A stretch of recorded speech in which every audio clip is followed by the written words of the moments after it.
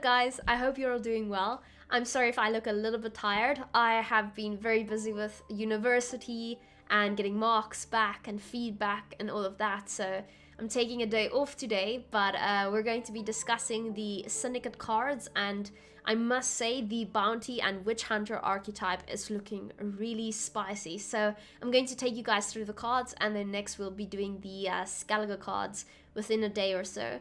Alright, so firstly let's start off with this 5 provision crime card. It's called Purge. Now this will damage an enemy unit by 3 points, and it will increase the damage by 1 for every Witch Hunter on your side of the battlefield. Now if you get Death Blow, meaning if you kill the card, you will also place a bounty on the highest power enemy unit. So this has the potential to play for far more points than 5. Now, we already have a guaranteed 3 points of damage, and you can already get Death Blow with this if you make sure your target is 3 points or less. But you can also build an entire deck around the Witch Hunter Bounty archetype, and you can potentially get a lot more points out of a card like this. So let me show you what cards we currently have that we can put in this deck. Alright, so currently when it comes to Witch Hunters, we already have a few that would be very viable in a deck like this. All of these cards are Witch Hunters, and if you're going to be building an entire deck around this archetype, you are sure to have many of these already inserted into said deck. One of these will of course be the Witchfinder. She is a Witch Hunter. Now you might not always have something like this on the board when you play Purge, because it's a big commitment, and unless you're going for a long round 3 or 2, Witchfinder might not be on the board. We also have cards like the Scoundrel. It's also a Witchfinder. I will be talking about this one a little bit later. We have Morilsi, a Witch Hunter, but also something that's large commitment and you won't necessarily have on the board. We have Graydon, who's also a Witch Hunter. We have Caleb Menga. Now this is a nice Witch Hunter which plays for profit 3, and every turn you can play a bounty on a unit for 3 coins. So this is definitely something you might have on the board for a long time. Preferably you want to commit this early, because the more bounties you place during the game, the more it's going to pay off when we go over to the other cards. Alright, so all of these are also Witch Hunters. If I look at the common ones you might want to add in your deck, it would be something like Kurt, who's a Witchfinder. He is a must include in most Syndicate decks because he can either purify a unit or place a bounty on an enemy unit.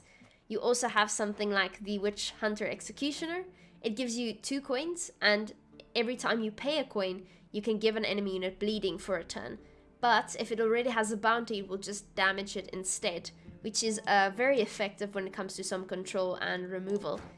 We also have the Witch Hunters who will place a bounty on an enemy unit. It's a solid 4 for 4, and with synergy, it might be worth including this in your deck. And then we have the Vigilantes. Now, whenever a bounty is placed on an enemy unit, a Vigilante will damage it by 2. Not a lot of people include this in their deck. Of course, you can have some nice wombo combos if you really like to include this in your deck, but it's also a Witch Hunter. So essentially, if you end up playing something like the Purge, it won't necessarily be playing only for 3 points of damage. It might very well be playing for quite a bit more than that. Let's say something like 5 points of damage. So already you're getting 5 for 5 with the potential of getting Death Blow, as well as putting a bounty on the highest enemy unit. So that's quite significant, and it will be very synergistic with cards like Graydon. Graydon of course destroys an enemy unit with a bounty, and if you pay 5 coins with the tribute, you will boost self by the unit's base power. So remember, Purge will be giving bounty to the highest power enemy unit, not base power. So it will give it to anything that's been boosted to the highest amount, essentially. So it could be a 26-point Sea Jackal. Either way, it's going to be very synergistic, and you don't have to commit a lot of provisions in order to include something like this into your deck. So for Purge, currently, if you build your entire deck around this card, I'll give it a 4 out of 5.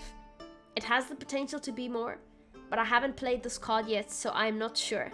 I don't know how many times you will have all your Witchfinders or Witch Hunters on your side of the board, so I don't know if it's going to find value as much as I would like it to. Also, if you place bounty on an enemy unit, it doesn't do much unless you can actually kill that enemy unit, so it has a little bit of setup that's required, but all in all, I give it 4 out of 5. Okay, now next up is this absolute brute of a card, pun intended. It's 13 provisions, and already I can see a pattern where every faction is getting a 13 provisions card. Now 13 provisions means it's exceptionally strong, and normally this is the case. Now the brute has a very high ceiling. What it does is it starts with profit 0 and will boost itself by 0, giving you 6 for 13. Doesn't sound great yet, but wait. So whenever you place a bounty on an enemy unit, you will increase this unit's profit by 1 point. So normally that would mean you have a max of 9 coins, which you can get because that's how much place you have in your pocket. But if it is something combined with the jackpot ability, that could of course play for even more, because any extra coins will end up boosting the brute, very much like Siggy would end up getting extra points for the extra coins he gives you. So already we have 6 plus 9, which gives you 15 for 13, which isn't bad. Now if you include the next part, which is the fact that it will boost itself equal to the base power of the last destroyed unit with a bounty. So base power means the power that a card is as is. So the brute has a base power of 6. If you end up destroying something like Igern, which has a base power of 13, it means that the brute will boost itself by 13 points if that's the last card that you has destroyed with a bounty. So just by using that, we have 9, we have 6, putting us on 15, and we have 13, putting us on 28. Can we get even more out of this card? Yes, we can. It depends how much we build the deck around it. But this card definitely has the ability to play for a lot of points. It will fill up your pocket, meaning you'll be able to use it immediately with something like Tunnel Drill or Horsan's Freak Show, and you will also be able to boost self. I think this card is a must include if you're going to be playing Witch Hunters and Bounty archetypes, and I give it a 5 out of 5. It's a very strong finisher of a card, and the card art is very scary, but it is also very well done. Alright, and now for my favorite card art released up until now. It's Octavia Hale. So, on deploy, you will draw up to 2 of Octavia's sons to your hand, and then you will shuffle back the same number of cards. So this plays 7 for 7 right off the bat. So you will at least be getting 7 points. Now, for those of you who don't know the lore by now, this is Octavia Hale, and these are her 2 sons in the background. And you'll see them in some of the other cards as well. So if you're truly going to be building your entire deck around this archetype, you will have access to a short round finisher if you have something like Octavia Hale. So let me quickly show you Octavia's sons so you know what I'm talking about. Alright, so I have confirmed your CDPR. Firstly, we have Scoundrel. Scoundrel is one of Octavia's sons. He's just hidden currently under a cloak. So how Scoundrel works is, on deploy, he summons the top bronze unit from your opponent's deck to the opposite row, then he places a bounty on it. Now with a fee of 1, you can damage that enemy with the bounty and essentially kill it. Now if you want to pay 2 coins with the tribute ability, you can choose the bronze unit you're going to be summoning, and then you place a bounty on it.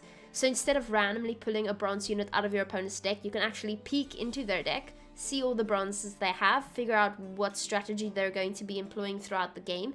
If you want to play Scoundrel in something like round 1, then you pull that card out and you kill it, and you get the bounty for it. So this is a really cool card. A lot of people have included it previously in competitive matches. I don't see it a lot right now, probably because it doesn't have a lot of synergy unless you're actually building your deck around a sort of bounty control archetype.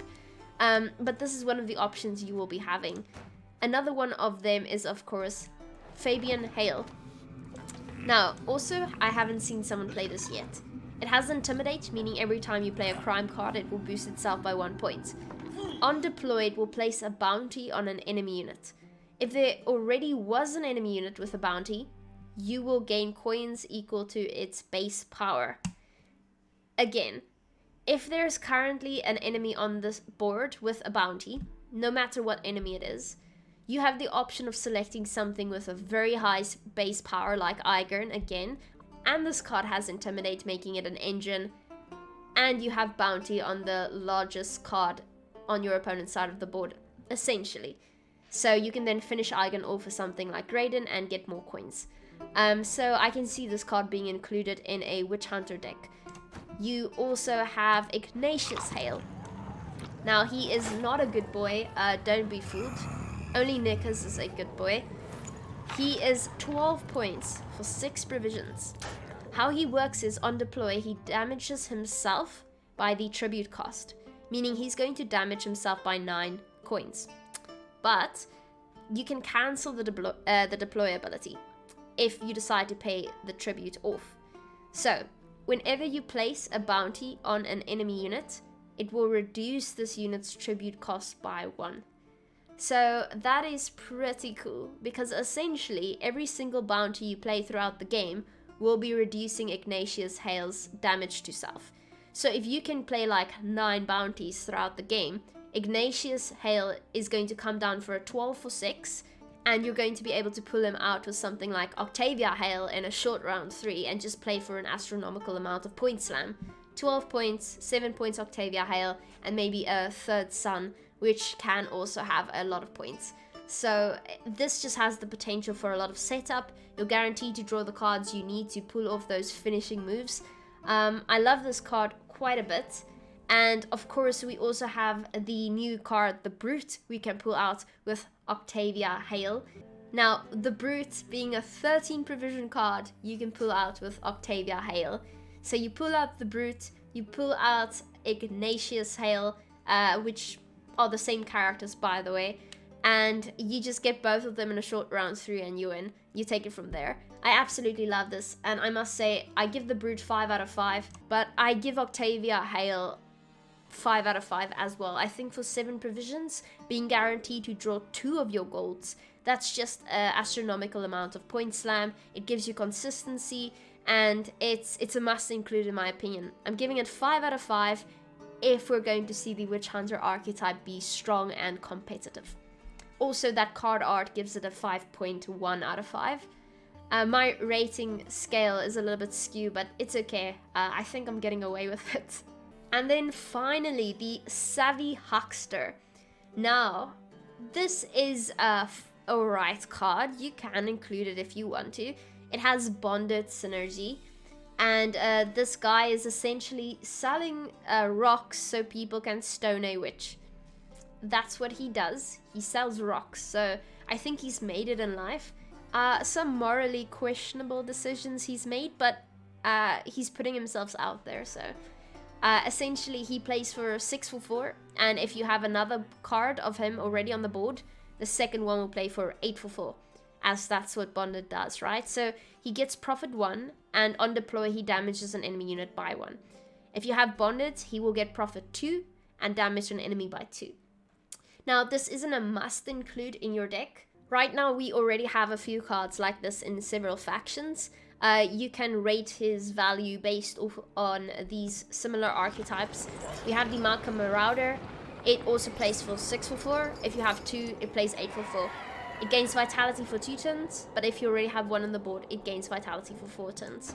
Then we also have the Centurion Enchantress. Does the same thing. 6 for 4. If you have 1 on the board already, it's 8 for 4. So she gives an allied unit vitality for 2 turns, but if one of her is already on the board, the second one will give an allied unit vitality for 4 turns.